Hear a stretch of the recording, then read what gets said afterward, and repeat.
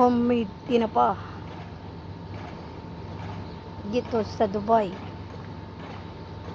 Ayan lang po, oh. Lata ng mantika, pagkatapos tinakpan ko ng kaldero. Ayan.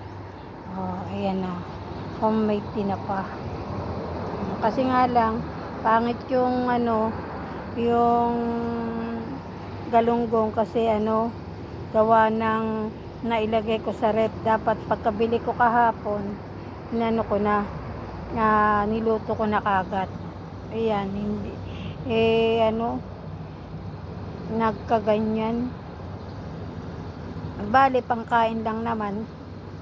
Pero pwede ninyong subukan to para magkaroon kayo ng hanap buhay kung nasa bahay lang kayo. Kung gusto nyong magkaroon kayo ng extrang kita. Lata lang siya ng ng mantika. Tapos ayan, pwede na, homemade tinapa. Diba?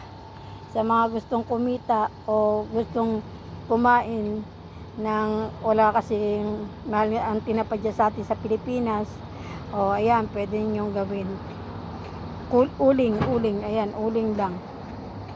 Uling, tapos sinakluban ko siya ng kaldero. Ayan na. Mga 1 hour. Pero bago nyo